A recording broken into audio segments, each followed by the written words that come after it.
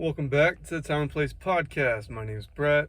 This is Mosey. He don't talk too much. He's actually not here, but he's still telepathically telling me what to do and say. Jacob's in the back of my heart. They're just me today. I'm in my car.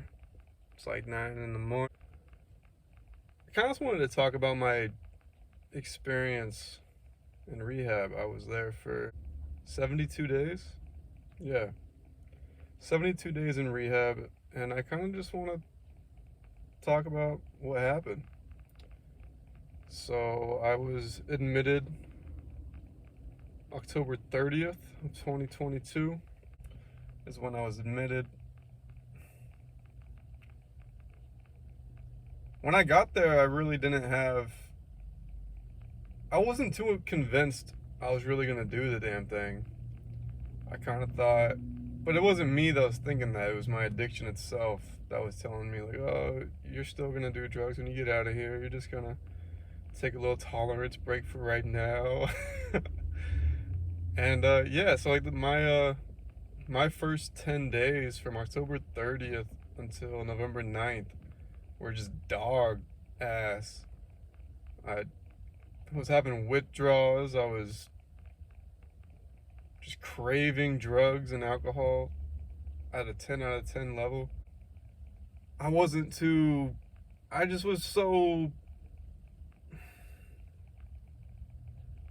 I am today, that's for sure. I was a shell of a person. I walked into rehab a broken shell of a person. No confidence, no sense of self-worth, no drive to do anything, no purpose. I hated myself. I hated everyone. Hated everything. Just full of resentment. I was just sick. To put it simply, I was just a sick person. I was lying to myself, telling myself what I was doing was normal. I needed to do drugs in order to function. I was just full of shit. I was completely just full of shit. And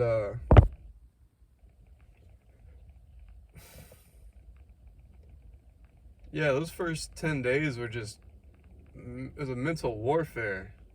I was going back and forth. I was planning on escaping. I was planning on AMAing.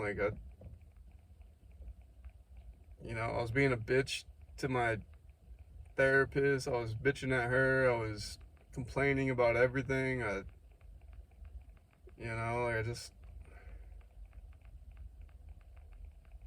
It's wild. Thinking back to who I was those first 10 days of treatment.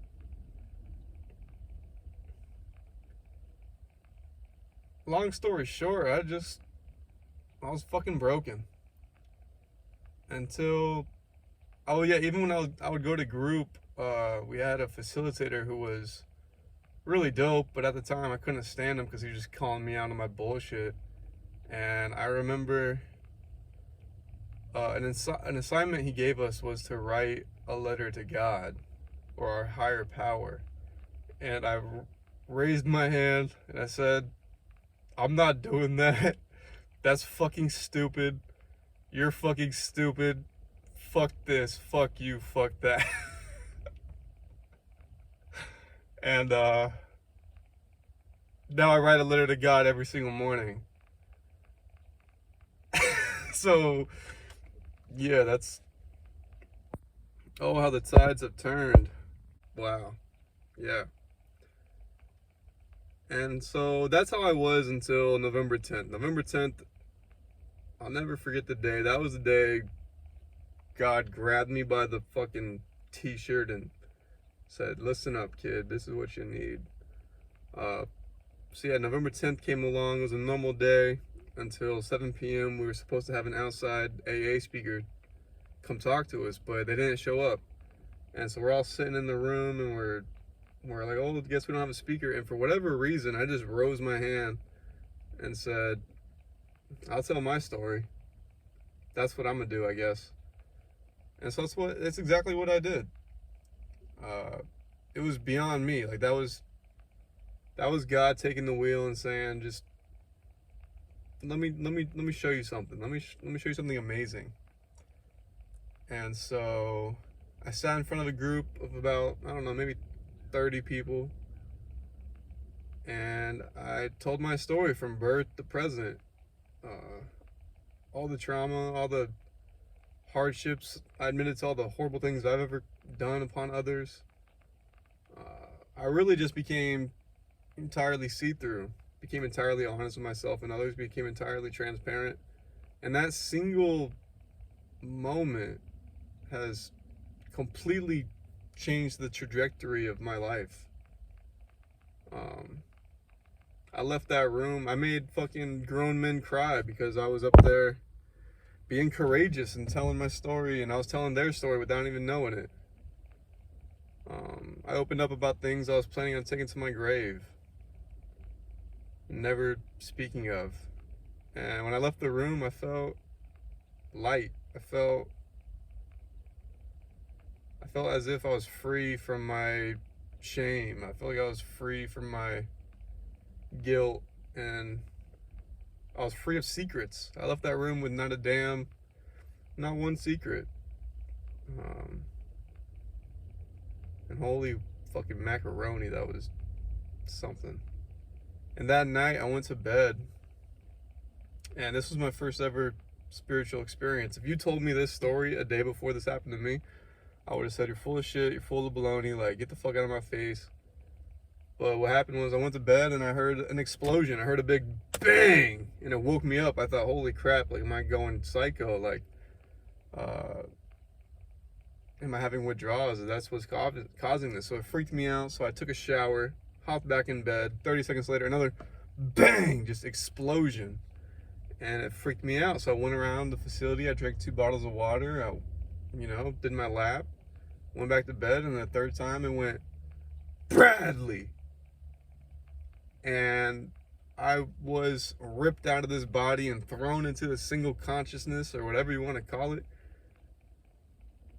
Astral projected, I don't know.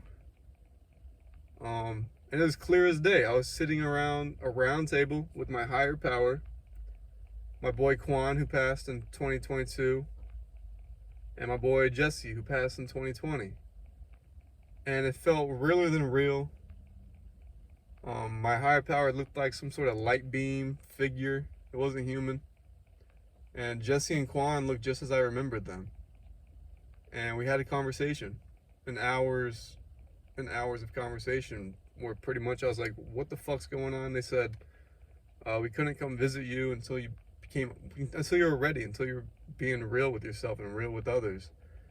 And I said, Quan, I'm so sorry you passed. I'm sorry there wasn't anything I could have done. He says, there's nothing you could have done. It was my time to go. Nothing just fucking happens. I was like, you're not mad at me? He's like, no, I love you, and I appreciate you finding my body and, taking care of his family as best as I could, and, being of assistance to them during that hard time. And same conversation with Jesse. He's like, dude, there's nothing you could have done. Stop beating yourself up. They both apologized to me for having this traumatic experience. And before the conversation ended, I said, well, when will I see you guys next? And they said, when the time is right, but promise us one thing: don't rush your way here. You'll be here eventually, but don't rush it. Take your time. When it's your time to come, you'll come. And I said, okay. And so we said our goodbyes, and I got beamed back into my body, and then I woke up with just the biggest sense of peace, the biggest sense of relief. My cravings up until then were at a 10 out of 10, and I woke up that morning and my cravings and my desires to get high or drunk went from a 10 to a 1, and it's pretty much just maintained a 1 ever since. And I walked down, I went to breakfast, and the fellow colleagues that were there, they were looking at me funny, like, Brett, you look different. What happened? And I just started bawling tears of joy. Like, haven't been the same since November 10th. November 10th was just something bigger than me, something more powerful than me, took the wheel, and oh, fuck, just thinking about it, like, it freaks me the fuck out. And, yeah, so November 10th comes along, and it was what it was. It was fucking something spiritually just and so I actually got transferred to another facility the next day, and I'm very lucky that this all happened the day before. I got transferred to a scam of a facility called Recovery by the Sea, and I forgot where it was, but the place was just a straight scam. There were drugs on the property. I was offered drugs and alcohol about 10 minutes after I got there, and I wasn't there to make friends. I wasn't there to be cool. I wasn't there to be liked. Like, I was there for my own recovery. And so I told the staff, I was like, yo, there's fucking drugs and alcohol being offered to me. This is supposed to be a recovery center, not a fucking frat house. And they said, all right, we'll do something about it. All they did was tell the staff, or all they did was tell the clients, like, hey, the new kid just fucking ratted on you guys.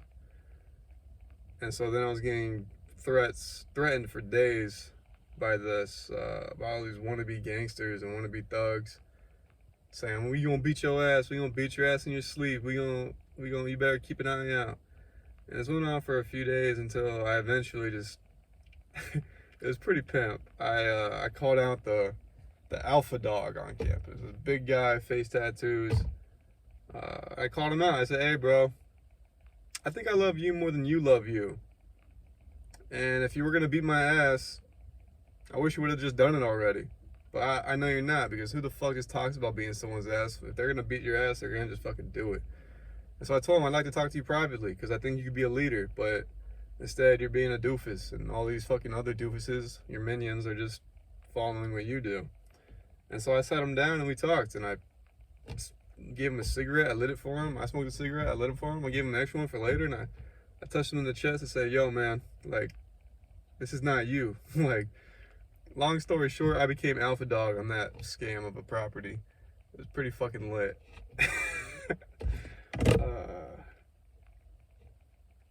Yeah, that shit was pretty dope. Until eventually so I wanted to transfer back to the original facility I was at, and this place was acting like that was like some sort of like impossible request, and they were just gaslighting me to the extreme, and like just scamming me, trying to keep me to stay. Long story short, I had to intentionally get myself Baker acted because they weren't allowing me to have phone calls. And so I got myself intentionally Baker acted via destroying a metal chair against a pole, throwing it in the pool, punching a fence, getting a cut on my finger. And once I got the cut on my finger, I walked up to one of the staff and said, hey, you need to call an ambulance because I'm bleeding. It was like 2 drops of blood. And she was like, haha, good try. And so I went, what the fuck, yo? And a little drop of blood dropped onto her arm. And that's when she said, you know what? That's it. I'm calling the police. I was like, perfect. I've been trying to call the police for a week. Let's do this. And so fucking police show up, ambulance shows up, and I got pulled out on a gurney, and I'm like holding up my finger like with a drop of, I'm in the ambulance with a drop of blood on my finger, like what the fuck?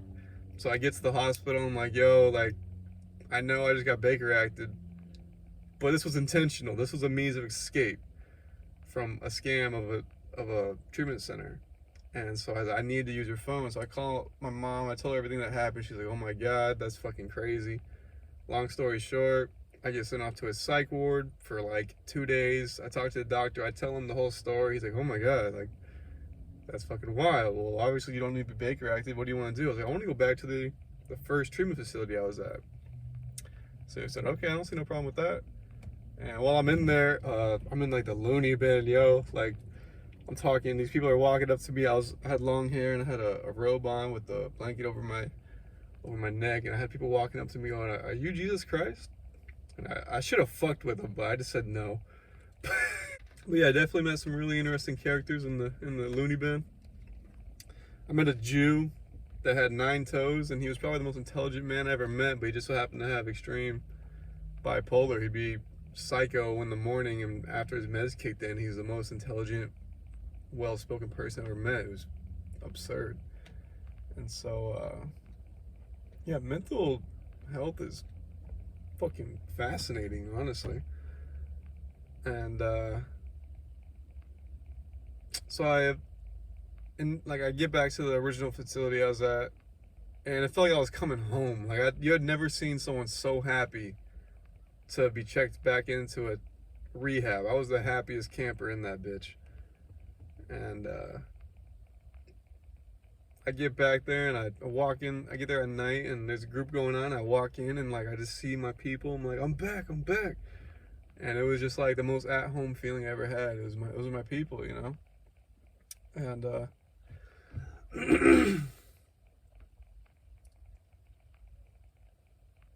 yeah, so of course, yes, I'm back, and things are going good.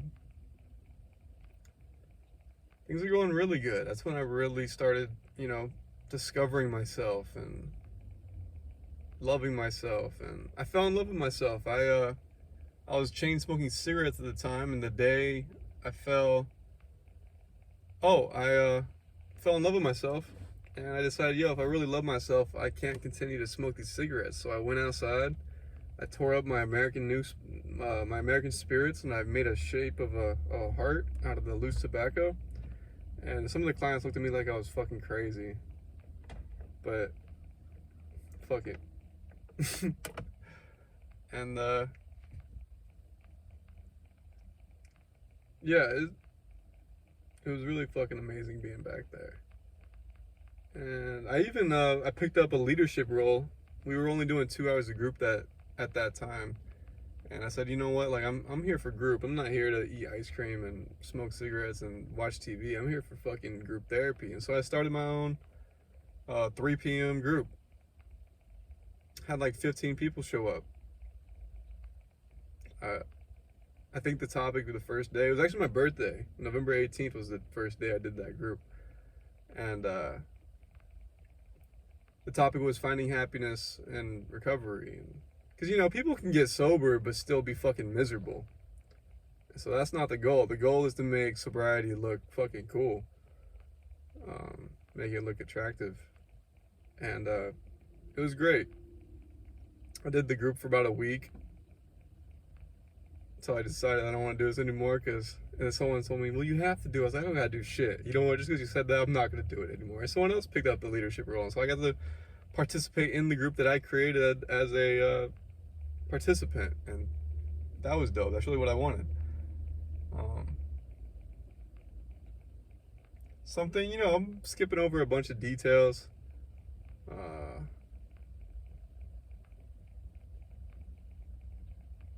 I had an altercation with somebody, and I killed him with kindness to the point where it drew him fucking crazy, so they had to move me to a different area of the facility, which was just funny. And that's when I met my boy Jacob Pablo. Well, I met him earlier, but that's when me and Jacob Pablo became roommates. Jacob Pablo being the one of the co-hosts here on Time and Place podcast. And yeah, I stayed in that area of the facility for about a week before I was moved over to the PHP side, which is pretty much like an apartment where you get your phone back and whatnot. And then me and Jacob Pablo became roommates again.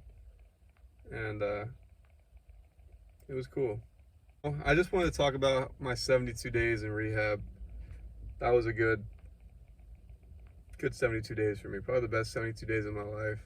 Like I said in previous videos, if you have a substance abuse issue or mental health issue, just go address it immediately.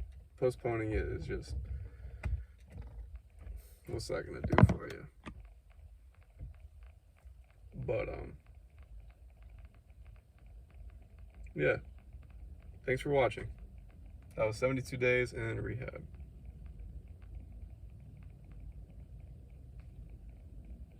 Peace, yo.